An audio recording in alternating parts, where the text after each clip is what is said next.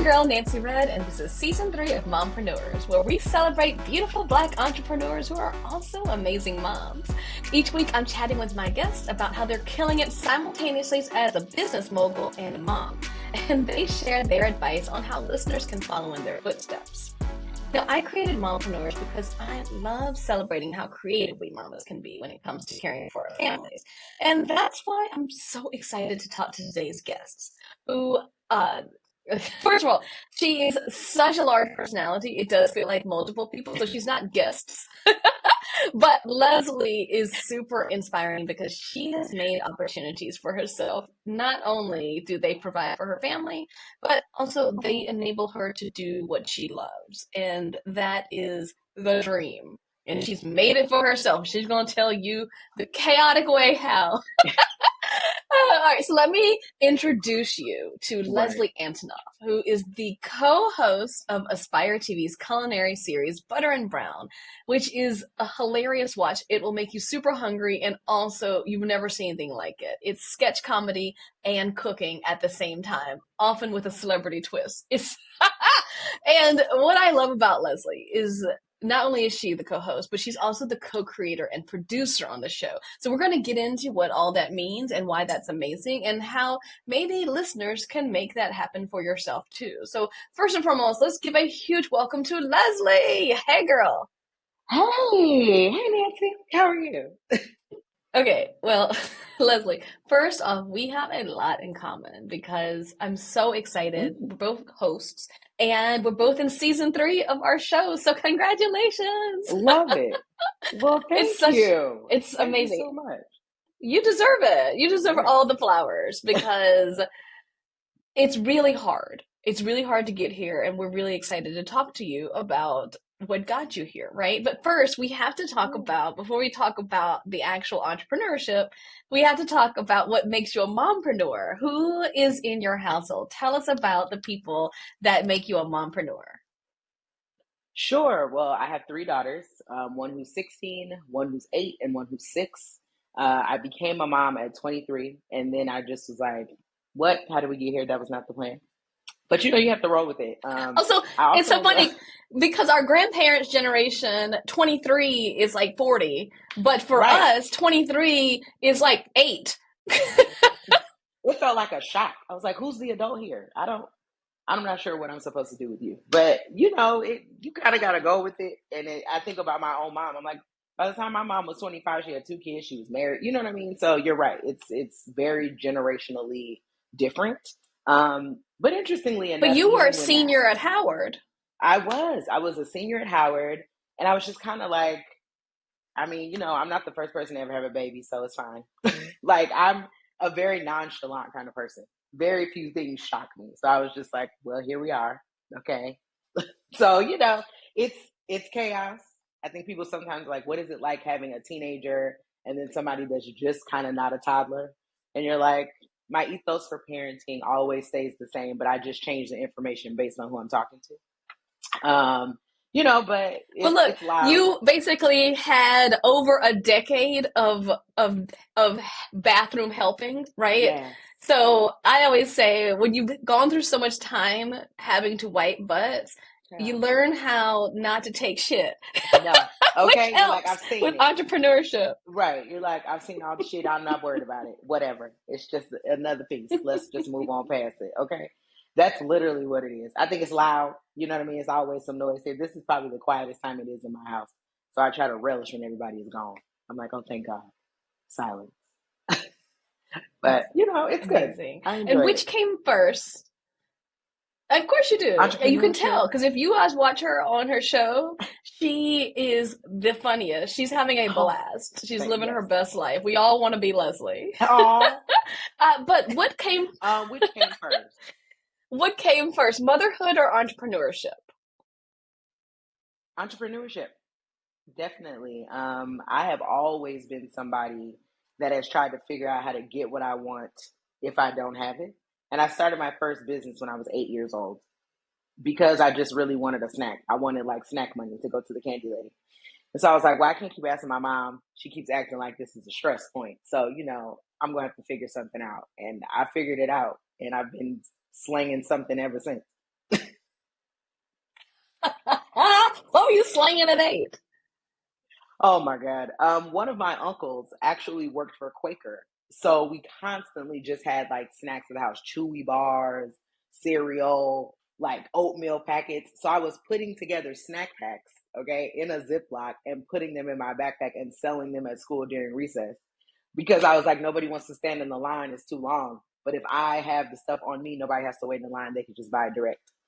You know, D2C, take out the middleman. Yo, you had a bootleg situation going from the beginning. I'm a big fan of it. You know, they can't do it anymore. My Absolutely. son wants we buy the Costco packs of stuff, and my son wants to take it to school. And I saw Hmm. him like pushing his backpack full of stuff. And I was like, I'm sorry, I support this hustle. I'm a fan of it. But now they don't let it happen at school because you're not even supposed to share food. Like all of these Right. rules, they're just throttling the entrepreneurship, sis. Hmm. I'm telling you, cutting them off with the legs. These kids won't know the value of a dollar, They I don't tell want you. us to be great. You were doing a great job at 8, and you always had side hustles, but you still had a main job, right? Like originally you wanted to be the most professional of professionals. You wanted to be a lawyer. Right. I mean, honestly, the question is why. Like, I think it was one of those things of growing up, you're born in the 80s, you grow up in the 90s. These are the jobs you see on television. Everyone's a doctor, everyone's a lawyer, that's what you see. Claire And I Huxtable. think Claire Huxtable, it was just like, these are the people we're looking at. And I remember telling someone I actually wanted to be a writer. I was like, I want to be an author. That's what I want to be. And the look on their faces wasn't one of like, yes, Leslie, you do that. It was more like, that's what you want to do? Do people do that? And so I didn't really feel encouraged in the desire. And so then I started being like, what else could I do? And then sometimes there were little rumblings of like, let's say you always have an answer. You're always going to advocate for somebody. And that's what really got me to saying, well, how could I do that as a grown up? How does that, correlate to a job? And that's when I decided, what, I think I'm going to be an attorney. And I was like, but I want to be like an attorney. And then I want to be a judge because I want to make the rules and help people that need the rules made for them. And so that's how we got there. But instead of making the rules, you ended up breaking the rules because here we Every are. single one. What inspired your transition? And I love it. What inspired your transition from being career oriented in the white collar space to being your own boss? I mean, I guess really audacity. There was nobody saying like, this is what you should do, girl. But a friend of mine who is widely known as Issa Rae, her and I have been friends for a number of years. And when she was doing her Misadventures of Awkward Black Girl show, she always talks about how she asked friends to participate and kind of come around. So I had done a couple cameos on the show. There was one episode in particular where she had gone on a date with White Jay and she went to, uh, open mic poetry night, and I was one of the poets. And what she had asked me during that episode was she said, I want you to write something, but I don't want to hear it before you write it. So I said, okay, I got it. I can do it. And so I write this poem, and it was so great because I watched everyone's reaction in the audience kind of as it was happening in real time. And to see her falling apart, trying not to laugh was great. It was just like the ultimate feeling of like, oh, okay, I might be good at that. And so we had to cut after because everyone was in stitches. It was great. And from there, she actually asked me if I would do kind of my own digital series on her YouTube channel, to which I promptly said no. Um, because I actually had just been accepted into graduate school at USC. So I was going to business school and law school. I was getting ready to go get my MBA and my JD. It was, things were going. Um, but my husband, who was my fiance at the time, and he said, well, do you really want to do that? Or are you just going because that's kind of the thing you plan to do? And I was like, what? What kind of question is that? Of course I want to go. And then he's like, well, think about it. We'd be spending all this money for you to do this thing. But if you really don't want to be an attorney anymore, you really don't want to do that, maybe you should think about what Issa's saying. You should try this out. And so I said, okay, I'll try it, I guess. And so I started doing what was known as Let Leslie Tell It. And that was supposed to just be this kind of bi-weekly series of pop culture and really me just kind of like talking shit about what's happening in the world. But it was so beloved that it became a weekly series. I ended up doing 50 episodes of that. And that was wild. So just to think about how long ago that was to where we are now. And in the process of that, she was like, if you ever think of other things that you want to do, let me know. And so I said, okay, cool. And another friend of mine and I were unemployed at this time. We were like, okay, what are we going to do? But we love to come together and cook. So we would cook for each other.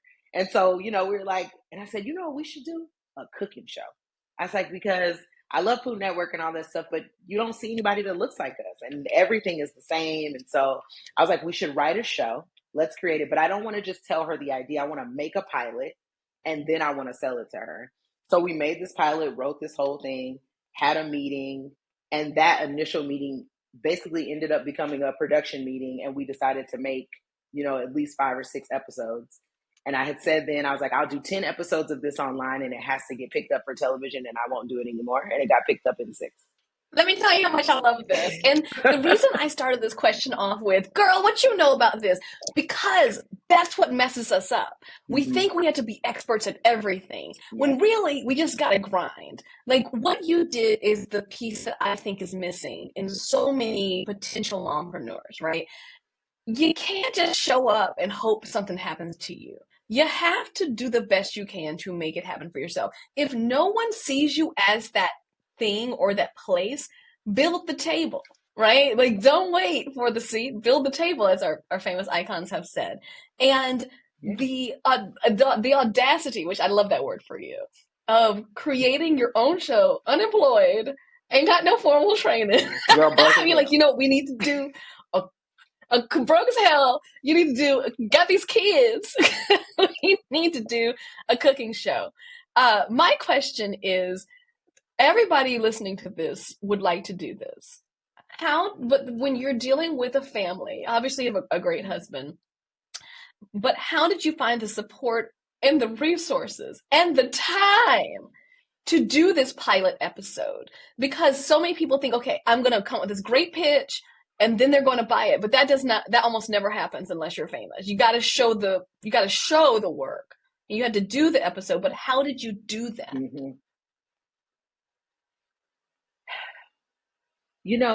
That's an interesting question because I think it's something that I've gotten a lot over the years. And the piece of advice I can always give people is whatever you're going to do it in excellence. Do it to the very best of your ability. And somebody will notice and recognize the excellent part. I think sometimes as Black people, we always are told like, you have to be twice as good and yada, yada, yada. And it's like, and while that's true, it is okay to be very regular, but you will probably experience a very regular life. And that's fine. There is nothing wrong with regular living. I am okay with that, of going to work and coming home and sitting at your house and doing nothing else. But if you really want to have a life that is kind of extraordinary, a life that like can sell itself, that is a story to be told, you're going to have to push a little harder. And you're going to have to test yourself a little bit. And so I didn't know what would come of it. I didn't know she was going to look at me and be like, girl, that's the stupidest thing you done ever told me. Why would you bring this to me? But I believed in it, right? And anything you know about television, and I've been working in TV now 10 years, 12 years, they're really not buying the idea as much as they're buying the person. So if you can make it feel like something they shouldn't miss out on, you are very likely to get it purchased than you are to have it not. I love that. And I think that you also were supportive. I mean, we talk a lot about mentorship and sponsorship, right? When Issa needed help, because let me tell you, when I, what is it at this point, 12, 13 years ago, when Awkward Black Girl when it was this guerrilla project, and it was when the internet was kind of new, which is weird, right? And me as an awkward Black girl who's so dorky, watching her and being obsessed with this and, being part of the Kickstarter and seeing it grow and seeing it turn into Hurrah Media, which is where your first show was 10 years ago. And then seeing her sponsor people like you, it's just an amazing circle of life, but you had to do the work. And most importantly, you had to be supportive in the first place. You had to go with, a payment of a coupon and maybe a free meal. You had to go and support her in her endeavors, right? And piece of pizza, maybe. like cold pizza. And you had to write it and do it in your busy life. How important is it that we make room for each other's dreams and goals as we go after ours? That is such a powerful thing to talk about too, because I remember at the time, when you're unemployed, you're educated, and people are like, and you got this baby. Like, girl, what are you doing? If you don't take your ass someplace and go get a job, and I was just like, I If you don't could, go to but I Fast believe Mart in or the it. drugstore and just get something, And just get something, but I was like, I believe in me. I believe in my talent. And, I had left working in PR. I was working in PR. And I was like, I remember the day that I left my last PR job, and my boss had told me my daughter was sick. And she said, I was like, I need to leave. I need to go get my kid. I'm living in the suburbs of LA. I worked in West Hollywood off of Sunset. So it was already going to take me an hour and a half to get home because of traffic. And so I was like, I gotta get my baby. And she looked at me and she was like, nobody's going to care if your baby is sick. And I just kind of looked at her and I said, and you don't have to worry about me coming back here tomorrow. You a wonderful day, and I'm going to collect my little stuff and I'm going to go. Because if you cannot support somebody when their child is sick, but they're here every day for you working, then this is not even an environment that I'm going to thrive in. So I'm going to go ahead and see myself out. That's going to be it for me. And so Issa was doing all of these things, and the internet was kind of bubbling, right? You had Black and Sexy TV, you got Awkward Black Girl, you have all this stuff happening. And nobody really looked at her and thought, girl, that's the internet. Her daddy was telling her to get a real job. You know what I mean? And it was like, but I believe in what you're doing. I think you're funny. I believe in this idea. Like, I'm going to go with it. And I remember I was trying to drive to like shoot she was having. Girl, I barely had gas in my car. But I was like, I'm going to go, and I had a friend that was like, here's $20, put gas in your car, go ahead and go. And so, but I had another friend that was like, that's stupid. She shouldn't be doing that. She need to go get a job. And so, I think you have to decide what you're going to support. Stick to your guns. When you set boundaries, they're not for other people, they're for you. Right. And so my boundary was, I'm going to chase after this. And I set a time limit. I told myself, this is how long I'll do it. And if it doesn't work, again, I could call USC and say, hey, y'all, just kidding. Take me back. I'm going to go do that. So in my head, I was like, I seemingly have these options, but this seems like the better option right now. And I'm going to pursue that. And it's so important that we talk about it, not just behind the scenes, but also what I love about your show is the fact that it's right in front of the camera. Your show guests are fire. First of all, you and Seth are fire on your own when you're just by yourself. But when you have someone come on, I am amazed at the depth of the conversation that you don't see in cooking shows normally. Like whether you have Lorenz Tate, David Banner, Ludacris, Chef Risha. When I tell you, listening to David Banner eat some food and talk about his journey from homeless to $10 million, it just felt so real on your show because I could tell that you and Seth, you've been there, had the t-shirt. If this is authenticity at its finest, right? I think it's a little bit of both. Anytime you have a great opportunity, it's always important to be prepared. I agree with that. I think like you can get yourself in the door, a smile, a laugh, a joke can get you in there, but preparation is going to keep you. You know what I mean? And so we purpose to always talk to our guests before, we get on set, and we say we like to have 10 minutes to go back there, chit chat, talk, and get a feel of just kind of who they are as people.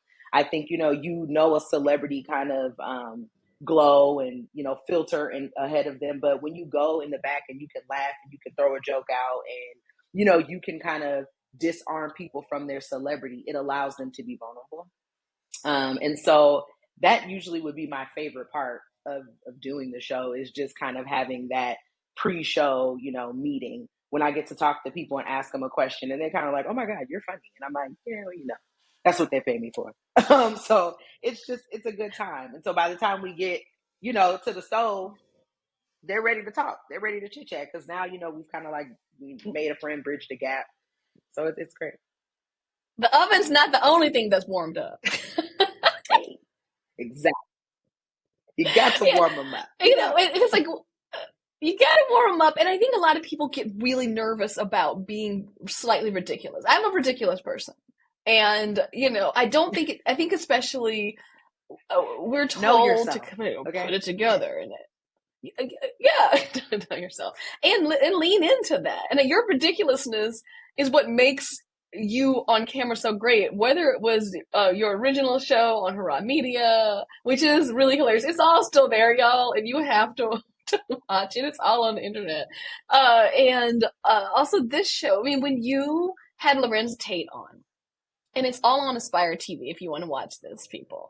And when you just start talking to him about not only like why does he look still like he looked in Love Jones, but also your love of Himalayan salt, I'm just like, there's no better TV. This is the best thing ever. And then to combine that with sketch comedy. Okay, they're recreating our favorite scene. I'm not going to spoil it because you have to watch it, everyone. If you love cooking and if you love Love Jones, which I'm going to argue the Venn diagram of anyone watching this or listening to this is a big circle. Go watch this episode. How do you and Seth come up with this stuff? This is phenomenal. This is art. Let me tell you, first of all, when you get to do a show with your friend who is also a clown, anything can happen. It really is just like two clowns coming together and say, let's see what kind of shit we can do or say and who will let us say it. I every day I'm surprised that somebody said yes to this. But it's really just the things that we laugh about, the things that we think are, funny, and we will say the most off the wall something, and then kind of siphon it down into like, okay, how can we actually make that happen? But both of us are products, again, of the 90s. We are products of watching all that. We watched in living color. We've seen the way that comedy Martin can like bring a household together. Martin, just all of these things. We watched these comedians be on TV, and it's like, comedy is the thread through life. Laughter is something that we can all experience, that we all understand. And so being able to put those two necessities together, right? Everything is sustenance. Food is sustenance, but so is joy. And so that's kind of where it comes from for me. And I think that's always been our goal. It's like, let's feed them and then make them laugh. Let's do it. And we've made a day. And so you just never know what's going to come up. But I'm grateful for the team at Aspire that allowed us to be ourselves and make this show. I really am. Food is sustenance and also joy needs to be one of those like IG real quotes. Quote me. Where it's like, food is sustenance, so is joy. Right? All serious, and then cutting to you cutting up on your show. Because what's great about you is you don't just cook, but you're bringing the joy in everything that you do. I don't know where you find the time for all this, but you also have a content channel called Hautemommie. Now, you got to spell it for everybody because it's fancy because you fancy. Spell Hautemommie because you really messing with people in their phonetic capacity. I know it. So it's Hautemommie. It's, a play off of fashion. I love style. I love to get dressed. People say, like, when do you feel your most beautiful? When do you feel your most sexy? When I'm dressed. And then I'm a mom, and it really was a Twitter moniker that came about when I had my eldest daughter, and I was like, oh yeah, that's me. And then it blew up into a brand. So, the people like it. Give the people something. You put out a lot of content. It's impressive. I don't know how you do this. Yeah. Like, how do you do this? Because can you edit YouTube videos in your sleep? Do you have like a lot of help? How do you do this? Because I have no capacity to do this. I have the desire. I bow down to you and your ability to mompreneur in multiple facets. I will say I do have help in a few different forms as far as like support with the girls. Yes. So one, obviously I have an amazing partner. My husband is the best, right? He supports me in all my endeavors. I love that, I dated a lot of men who were not bad people. They just weren't the people for me. Exactly. They weren't the people for me. But he's not someone that I have to compete with. And I think when you have a personality that is outward, to other people, and, I'm probably not as extroverted as people assume, but he is just a great support. Or you're like me. You might be an ambivert. Like, I'm extroverted like right now, but I'm going to go home and I'm going to sit in my little chair.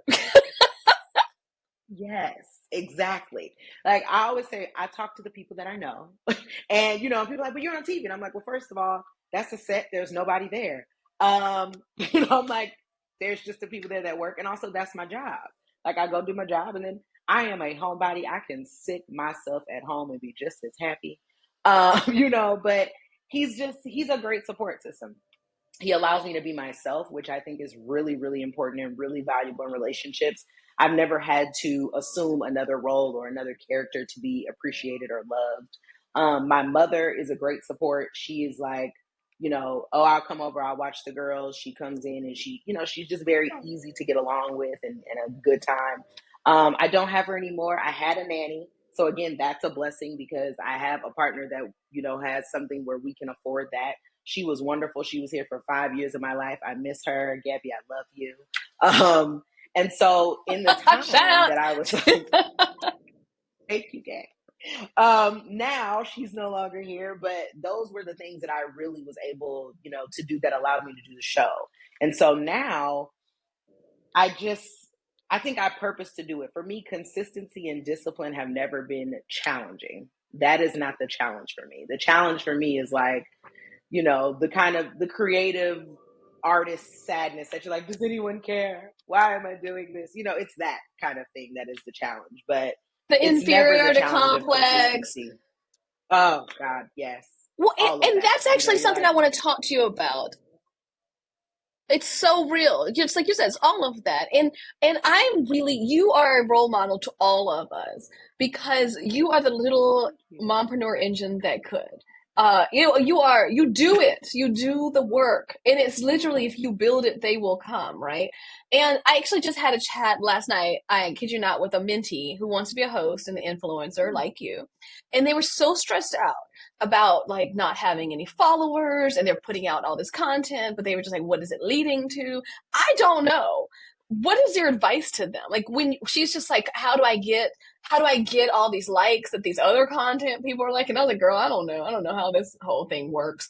You seem to understand what actually matters in this space, along with authenticity and content creation. What is your advice to people who also want this realm to be their full-time job?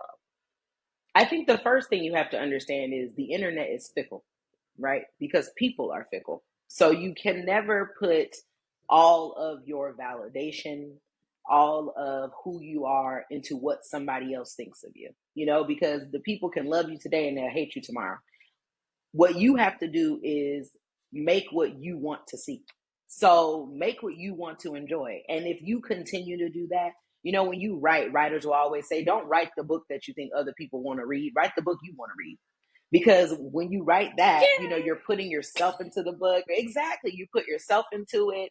And eventually people will say, oh, I love how she wrote this book because she wasn't really thinking about me, but it's so good. And the reason that not thinking about other people allows you to create with freedom is because you're not worried about the onlooker, right? You're like, here I am being myself. And if you enjoy it, that's great. And if you don't, I still love me. And that's great too. And it's not to say that the likes don't get to you, that when you put up a reel and 3 people watch it, you like, I'm embarrassed. I've been there. I have totally put things up and I'm like, girl, that was dumb. You probably shouldn't have did that. But I also do not take myself that seriously. I will laugh about it. I'm like, okay, duly noted, y'all, fine. I won't do that no more. But I make content for me that I want to see. I talk about things that interest me. And what I found is that when you do that, you start to find the people that belong in that community. You start to find the people that also like that because then they know, oh, you're the person I can talk to this about. Oh, you're the person that I can ask that question to. I don't have to go seeking that. And so I would say, stay the course, figure out what you want to see and make that happen. And that's how Butter and Brown came to life. I was like, I really want to see a funny culinary show with some Black people. So I made it. Like it's how I've gotten to every business. I don't want to stand in line for snacks, so I'm gonna put them in my backpack. Y'all probably don't either. So you want to buy these snacks? You know what I mean? Like that's just kind of how I got to it. And it was like, I'm not the only person that became a mom but still wants to make sure that I maintain who I am as a person. There's been moms since the beginning of time. Like I cannot be the only person who thinks that. So I'm just gonna do this and hopefully encourage other people to do the same. And that's what I would tell anybody who wants to get into this business. Be prepared for somebody to say no, but continue on so that you can get to the multiple yeses because they are there. They exist. I love that. And I think one thing that you just said, you were just like, sometimes I'll put something up and get 3 likes, and that's super embarrassing. But I always say for every one thing that I get, for every one book I sell or whatever TV show I sell or whatever, I have at least 300 failures behind it. Like, and some of those are like embarrassing, awful Right. failures.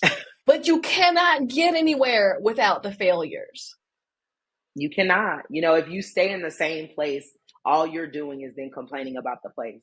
Right. And so then you have to say, okay, well, why don't I want to be here anymore? What is making me uncomfortable? So are you uncomfortable enough to do something different? And if you're not, then you're probably not that uncomfortable. That's how I think of it. And You're not as uncomfortable as you and claim you've to been be. uncomfortable. You've been uncomfortable, sis. You talk Oh, about in other interviews how uncomfortable you have been. I think you're hilarious, by the way. You said you have been through poverty to having your first child early, yada, yada, yada. You say you have been through every disaster, essentially, of the 21st century and then some. So you're keeping it real. You are an excellent role model for people listening to this. We're like, well, how come regular people can't figure this out? Like people who just, existing, there's no excuses if you're just calculating about it. You seem very simultaneously fun and calculating. yeah. Yeah, I would probably say that. I think sometimes when you hear that word and people kind of have this like negative connotation, like there's always something behind it.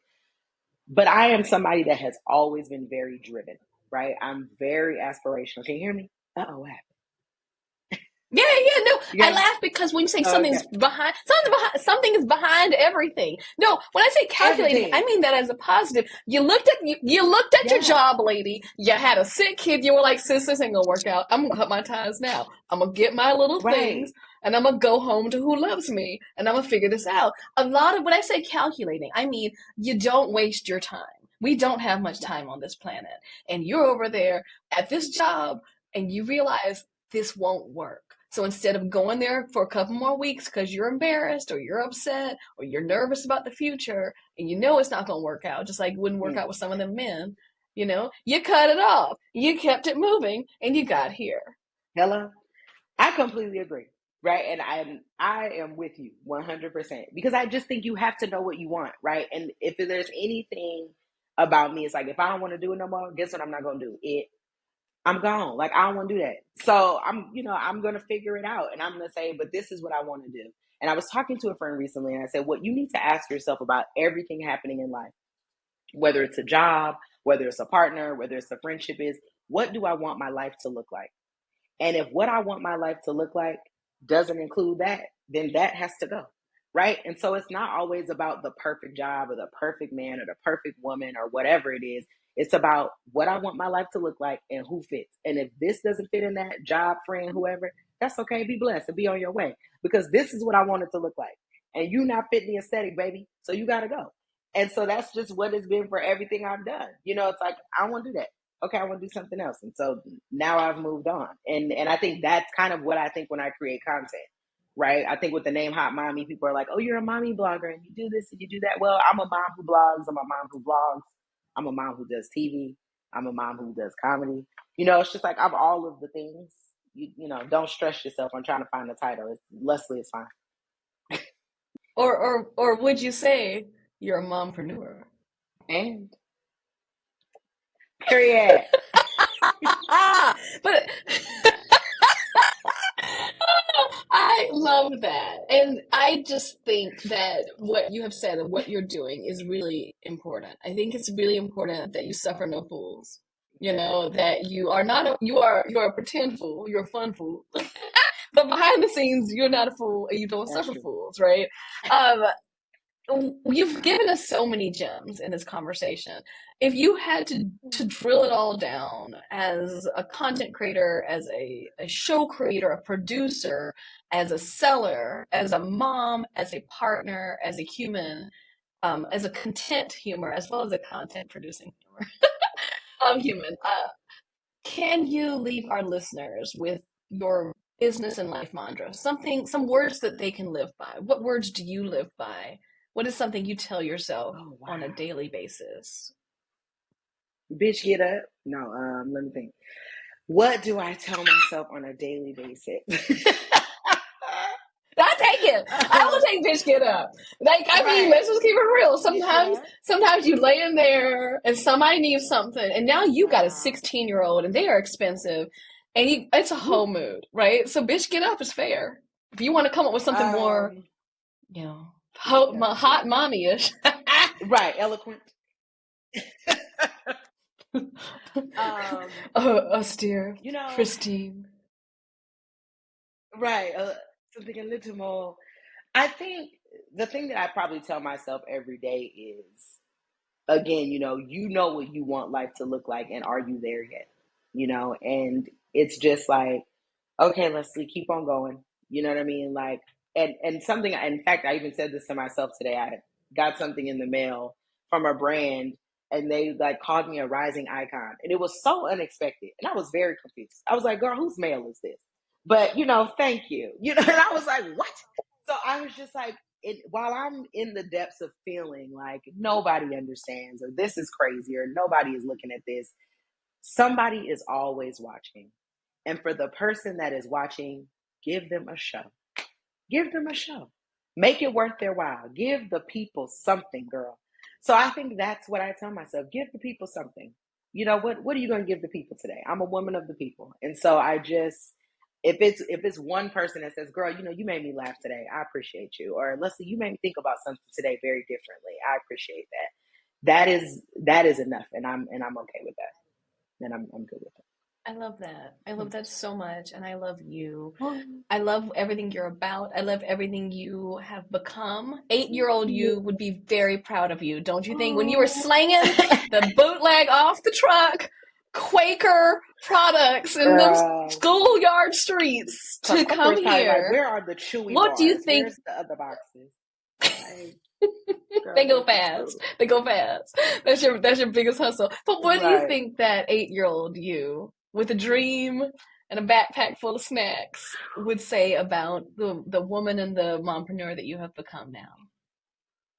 I think that she would be shocked but impressed. She'd probably be like, "Girl, wow, that really." I think she'd be like, "You didn't go to Stanford," and I'd be like, "No, girl, I had something else to do. Howard was better." I think that she would say, I think she would say, "The man you marry makes sense. That makes sense for you." But she'd be like, "You ended up on TV. Like, what? Did you, And I'm like, "Girl, turns out we good for TV." I think she would be proud though. She would be wowed. That would be an interesting thing. If we talk about like going back in time and being able to do something, meeting your kid self could be very intriguing. I think I might want to do that if it wouldn't disturb the time and space continuum, but that's getting into too much nerdy shit, and I'm a nerd, so but I would do it. I love it. No, maybe that'll be our next hustle because we all have a next hustle. What is your maybe we Right? can create besides creating a time machine with me to go back to our Uh-huh. kid self? What is your next hustle? What can we talk about here? I like to end the show always on mompreneur manifestations. So what can we help Yes. manifest for you in the upcoming years? Okay. Well, I wrote a novel last year and it's currently on submission. So let's manifest that somebody buys it this year.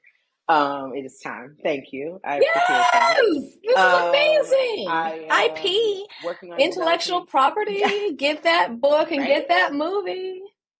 Exactly. So let's manifest that gets purchased, that it gets developed into a TV show or a movie. I'm developing another show currently. I and it's you actually said I was in season 3 of Butter and Brown. I actually really haven't filmed Butter and Brown for a while. But I did a pilot with HGTV. I had sold a cartoon to HBO Max. I did a program with Food Network. So I've been doing a lot of stuff. And then I took a minute because I was just Well, like, you I know don't know if I what? want to do TV. Fortunately, Aspire is still going with your They're show. still So we just gonna running. say you in season 3 because I'm gonna be honest, because Aspire, you go up on there like upcoming episode 1 of season 3 is coming up in May around Mother's Day. Girl, So, that so you still got a I show. would like to say thank you. Okay. Yes, no, I still there, honey. Yes. So developing another show. I'm working on some ideas now that I'm like, okay, I think I'm ready to get back in front of the TV screen. I'm ready to get back there again. So let's bring that into fruition. And just that you know, the opportunities that are meant for me get to me with ease, and I'm ready when they come. Yep. I love it. And as my mama always told me, sometimes it's someone else's turn. And you got to just wait your turn on the merry-go-round That's it. and create your content, and Just wait your eventually turn. you get to pick the parcel. It's your turn. Honey, And okay. you've had some Because let me tell you. you've had some incredible turns, and we are so It's grateful to amazing. have you. Tell us Thank you. where everyone can find you and all your hot mommy content. Oh, I'm everywhere on the internet at Hautemommie, Hautemommie, or the Hot Mommy, just so people know. Don't try to rob me. But that's where you can find me. If you see somebody else's face, girl, tell me because what I need to call my attorney. But that's me, Hot Mommy, always. Leslie Atonoff, hot mommy extraordinaire. You are incredible. We appreciate you Oh, being here, and everyone listening and watching, we appreciate you being here. Mompreneurs, as a reminder, is going to have a brand new episode each Monday on Urban One Podcast Network, Apple Podcasts, Spotify, or wherever you get your podcasts. And of course, on YouTube, MadameNoire.com and UrbanOnePodcast.com, which is the #1podcast.com. Mompreneurs is brought to you by the Urban One Podcast Network and Madame Noire. Created, produced, and hosted by me, Nancy Wren. Executive produced by Sarita Wesley, Allison McGovna, and Tanya Hoffler-Moore. Produced and edited by Jiminique Miller.